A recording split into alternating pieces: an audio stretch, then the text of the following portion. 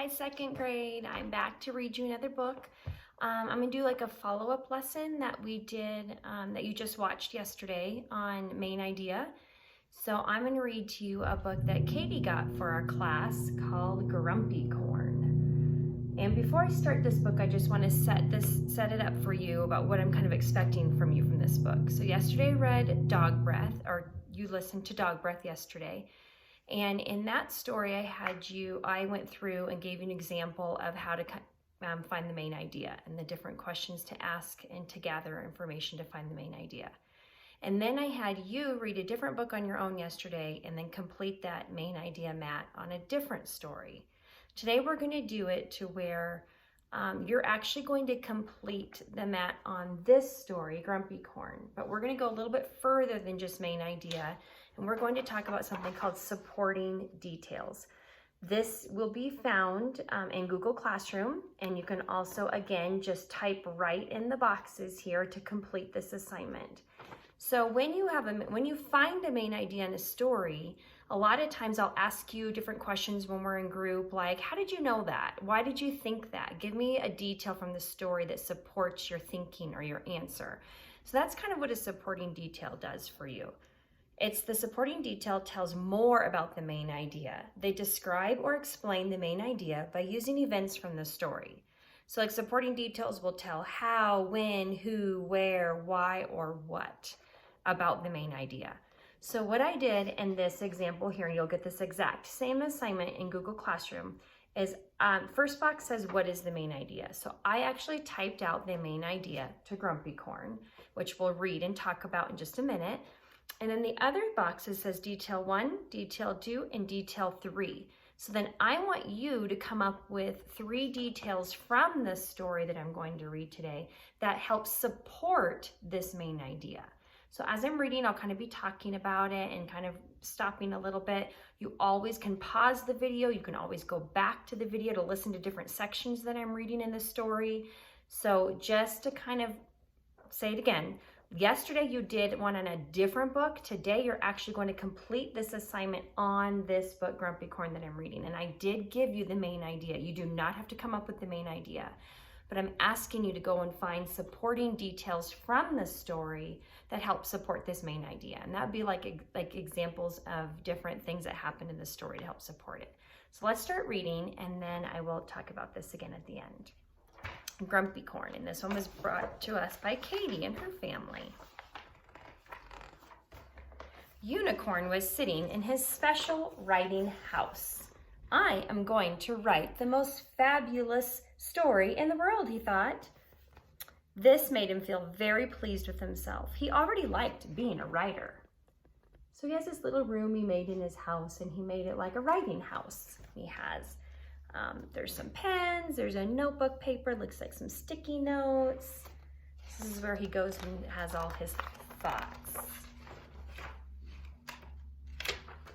But Unicorn didn't know where to begin his story. I need my special fluffy pen, he said. He went and got his special fluffy pen, but he didn't know what to write. Still didn't have an idea. I need a cup of my special moonberry tea, he said. Then I will be able to write my story. He went and made himself a cup of his special moonberry tea, and Unicorn sat at his desk, wondering what to write in his special fancy notebook. He sighed. I wish an idea would come knocking on my door. I also want you to be thinking and listening about why you think you call him Grumpy Corn. But Narwhal knocked instead. What are you doing, Unicorn? I am busy writing the most fabulous story in the world, said Unicorn. Wow, said Narwhal. Can I be in your story? Don't be silly, said Unicorn. No one wants to read a story about a narwhal. Narwhals are very boring. There will be no narwhals in my story. Oh, said Narwhal, and he swam away, sadly. That wasn't very nice. Narwhal was actually trying to be a good friend and help. Mermaid, guess what, said Narwhal. Unicorn is writing the most fabulous story in the world. Mermaid looked impressed. She swam off to visit Unicorn. Hello, Unicorn, she said. How is your story coming along? Very badly, said Unicorn. I am waiting for my moment of genius. Moment of genius, like you think of these wonderful ideas and you're becoming a genius and really good at what you want to do. And I do not have any cookies. My genius ideas will only come to me if I can get some cookies to eat. There's the little mermaid, and there's Narwhal there. Mermaid had an idea. If I bake you cookies, can I be in your story? Unicorn thought for a moment.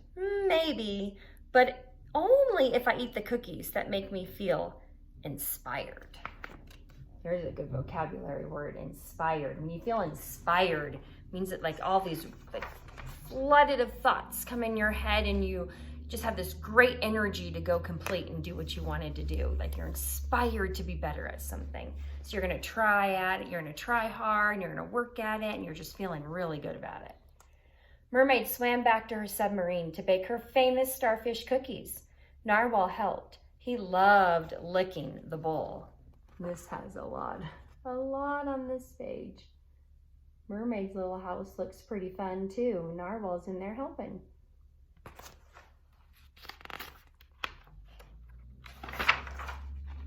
Mermaid brought the cookies to Unicorn. Now can I be in your story, she asked. Unicorn took a bite of cookie and looked thoughtful. He ate the whole plate of cookies and kept looking thoughtful. He's like, let's see. I ate a cookie. I wonder if that's giving me an idea. No, said Unicorn. I'm afraid you can't be in my story. They were very good cookies, but they did not inspire me. Oh, after Mermaid did all that hard work. And then she's like, Unicorn says, no, you're not inspiring. Mermaid swam away in a huff. What's wrong, Mermaid? Asked Jellyfish. Unicorn's writing the most fabulous story in the world, she sniffed. But he won't let me be in it. My cookies were not inspiring enough. Oh, Jellyfish looks like he might have an idea. Maybe I'm in it, said Jellyfish. Everyone loves Jellyfish. She wriggled with excitement and swam off to visit Unicorn.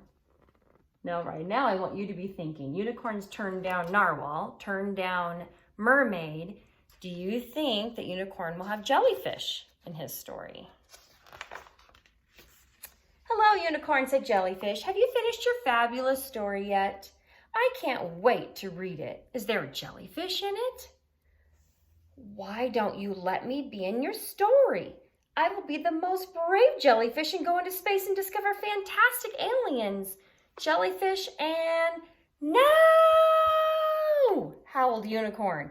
I can't get any ideas because everyone keeps bothering me. You are all very silly and annoying, and I don't want to write this story anymore. Oh, what a grumpy Unicorn, said Jellyfish. Unicorn threw his fluffy pen, his notebook, and his teacup into the sea. Whoa, Unicorn is very grumpy right now. He is not happy, and he is not getting any ideas. They sank down and drifted into the ocean currents. Until, look, said Mermaid, it's the most fabulous story in the world. Yippee, let's read it, said Narwhal. So Unicorn's book went falling down in the water, and they're thinking his story's done. They're going to read it. I don't think there's anything in there. The friends gathered around to read Unicorn's story, but Unicorn had not written a single word. Poor grumpy corn, said Mermaid. I wish we could help. I have an idea, said Narwhal. He's taken out the notebook and he writes, once upon a time, a unicorn tried to write the most fabulous story in the world. He was visited by a world-famous baker, said Mermaid, and the bravest jellyfish in the ocean, said Jellyfish, and the cleverest narwhal in the whole universe, agreed Narwhal. They're putting themselves into the story and making themselves look pretty good. A few hours later, Unicorn arrived, carrying a big flat box. I tried to write a fabulous story, he said, but I was not a very fabulous friend. Oh, I like the way Grumpy Corn kind of just realized for himself that he really wasn't being that nice to his friends. But I am a fabulous at ordering pizza. I brought this to say I'm sorry. That looks like very inspiring pizza, said Narwhal. And you are just in time. I wonder what they're just in time for. To help us finish the most amazing, clever, fabulous, and funny story in the world.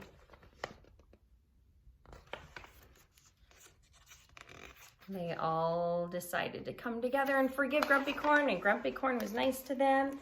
And now they're looking through and probably finishing up and reading the most fabulous story. Okay, this is such a cute book. I love the way that there's so many lessons you can learn from this book too, is how Grumpy Corn went from not being very nice to his friends and not accepting their help to kind of coming full circle and realizing that he didn't make the good choice. He wasn't really that being good of a friend and made good choices when how he was treating them. And they came full circle at the end where the friends got upset with him, but then ended up saying, hey, we're going to be a good friend and help him anyway. So this, I want you to take a look at this. And this book, I put down the main idea in Grumpy Corn was that the unicorn wanted to write the most fabulous story in the world, but he didn't know where to begin, and he would not take help offered by his friends. So he wanted to write this great story, but he didn't know how to start, didn't know what to do, and he wasn't accepting help. I'd like you to come up with 3 details from the book that help support this main idea. And the details could be the times that he didn't let his friends help him. So the examples could be that Grumpy Corn refused to let Narwhal be in his story because narwhals were boring. So just use exact events that happened in this story to kind of help you guide and support the main idea here. If you're having any trouble with this, you can go ahead and message me through Google Classroom, but you're going to go straight on to this document and just do it in here. A lot of the writing I have you do on paper, but today I'm going to have you just complete this in Google Classroom just like you did yesterday on the main idea sheet. Okay, I miss you guys, and I will see you again with our next book. Bye.